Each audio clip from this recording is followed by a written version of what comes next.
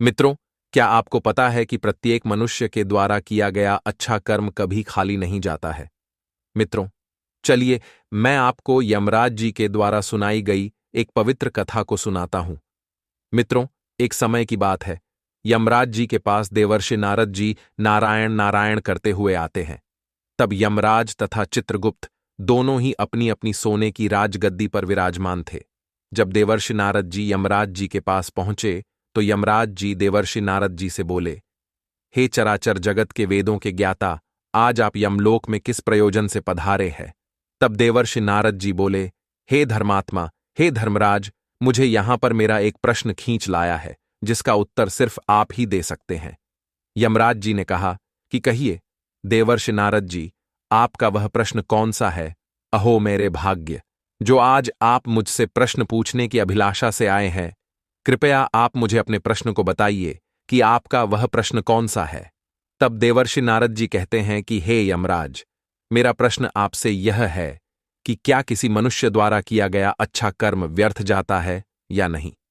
हे धर्मराज, क्योंकि आप ही प्रत्येक मनुष्य के अच्छे बुरे कर्मों अर्थात पाप पुण्य के हिसाब से ही आप निश्चित करते हैं कि कौन स्वर्ग जाएगा और कौन नर्क जाएगा, तो कृपया आप मुझे मेरे प्रश्न का उत्तर देने की कृपा करें। तब यमराज जी कहते हैं, हे प्रभु, अगर आप सहमत हो तो मैं आपको इस प्रश्न का उत्तर एक प्राचीन कथा के माध्यम से दे सकता हूं। तब नारद जी ने उत्तर दिया, अवश्य यमराज जी। तब यमराज जी कथा को सुनाना आरंभ करते हैं और कहते हैं कि हे विष्णु, भक्त नारद जी, एक बार की बात है, एक संत महात्मा बहुत समय से एक राज्य में रहा करते थे। वह संत महात्मा जिस राज्य में रहते थे, वह एक दिन उस राज्य के राजा के पास गए और कहने लगे कि हे राजन, मैं बहुत समय से आपके राज्य में अपने जीवन का निर्वाहन कर रहा हूं। मैं आपके राज्य में पिंडदान साधना आदि में लगा हुआ हूं, परंतु आज मैं कुछ ऐसा करना चाहता हूं जिससे आपके इस विशाल राज्य को फायदा हो। आपने तो मुझे बहुत दिनों से अपने राज्य में रहने के लिए शरण दे रखी है, परंतु हे राजन, आपने उसके बदले में मुझसे कभी भी किसी चीज की कोई इच्छा नहीं रखी और ना ही मुझसे कभी कुछ मांगा है। तब वह राजा बोला कि हे महाराज, मेरे पास ऐसा कोई भी काम नहीं था और ना ही है जो मैं आपसे करवा सकूं। आप एक महात्मा हैं, आप भगवान के उपासक हैं, आप बस ध्यान साधना में ही लगे रहिए और हमारे राज्य के प्रत्येक नागरिकों का मार्गदर्शन करें, तभी तो यह राज्य अच्छी प्रकार से चल पाएगा। यमराज जी ने आगे कहा कि हे नारद जी, परंतु वह महात्मा अब जिद करने लगे। अब उन महात्मा ने हठ पकड़ ली। तब राजा ने उस महात्मा को अपने पड़ोसी देश को दिए हुए कर्ज को लाने का काम दे दिया।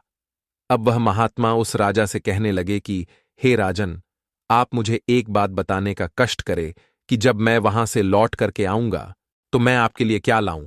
तब राजा कहने लगे कि हे महात्मा, आप एक काम कीजिए, आप पूरे तरीके से मेरे इस महल को घूम लीजिए और साथ ही देख लीजिए कि सारी चीजें हमारे महल में है कि नहीं।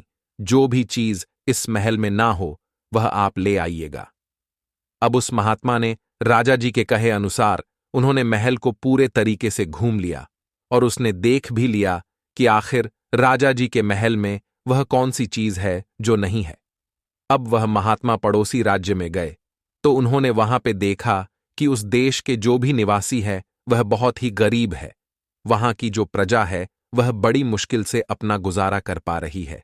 अब वहां जाकर उस महात्मा ने जैसे ही राजा द्वारा दिए गए कर्ज को वापस करने को कहा, सभी लोग रूखे से हो गए।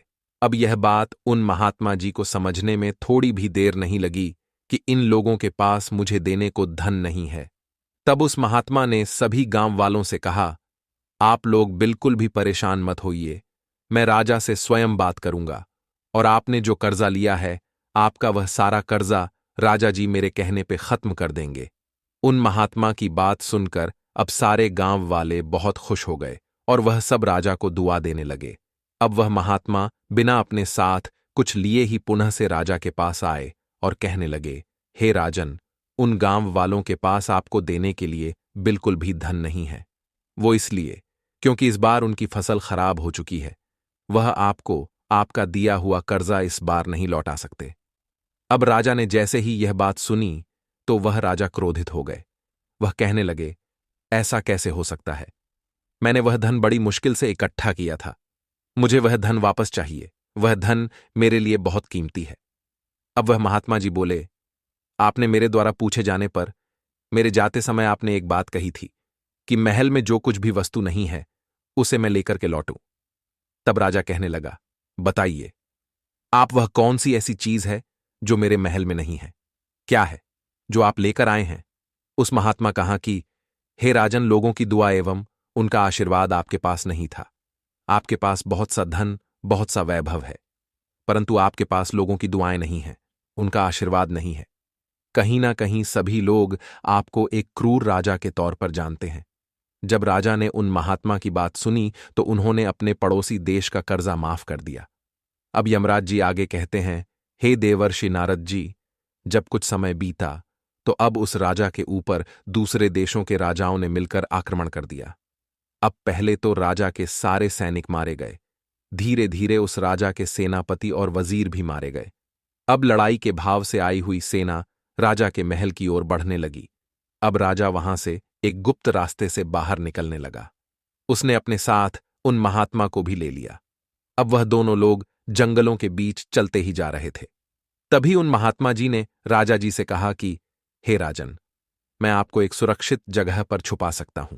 तब वह राजा कहने लगे, हे महात्मा, ऐसा कौन सा स्थान है जहां पर दुश्मन मुझ तक पहुंच ना पाए, जब तक मैं अपनी नई सेना ना बना लूं? अब वह महात्मा जी उस राजा से कहने लगे कि हे राजन, वह वही स्थान है जहां पर आपने लोगों का कर्जा माफ किया था।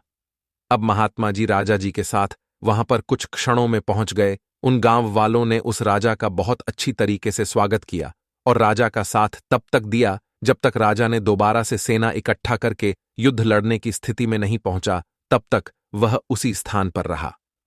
अब यमराज जी आगे कहते हैं कि हे देवर्षि नारद जी, अगर प्रत्येक मनुष्य अपने जीवन में भी देखें तो अगर वह उसने जीवन में लोगों की दुआएं और आशीर्वाद कमाएंगे तो वह सभी भी उस राजा की तरह कठिन से कठिन परिस्थिति से जरूर आगे निकल जाएंगे।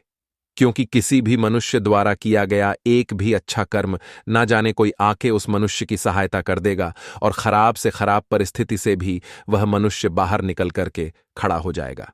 अब यमराज जी आगे कहते हैं कि हे देवर्षि नारद जी, अब तो आपको आपके प्रश्न का उत्तर मिल ही गया होगा।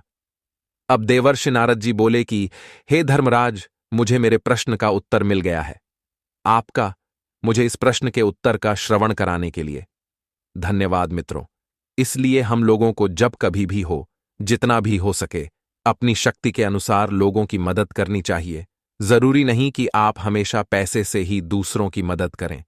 कभी कभार हम किसी को अपनी सही राय दूसरों को देकर के भी दूसरों की मदद कर सकते हैं, क्योंकि कारणवश ऐसा हो जाता है कि बहुत परेशान इंसान इस आस में बैठा होता है कि काश कोई उसे सही सलाह देने वाला होता तो वह उस खराब परिस्थिति से बड़े आराम से बाहर आ जाता। मित्रों, आपको यह वीडियो कैसा लगा मुझे कमेंट में अवश्य बताना। अगर आपको वीडियो पसंद आया हो तो वीडियो को लाइक करना और इस वीडियो को ज्यादा से ज्यादा लोगों में शेयर करना, ताकि उन सभी को इस आध्यात्मिक जानकारी के बारे में पता चल सके। मित्रों, अगर आप सभी हमारे चैनल पर नए हैं तो हमारे चैनल को भी अवश्य सब्सक्राइब कर लें। मित्रों, आप सभी का वीडियो को यहां तक देखने के लिए दिल से धन्यवाद।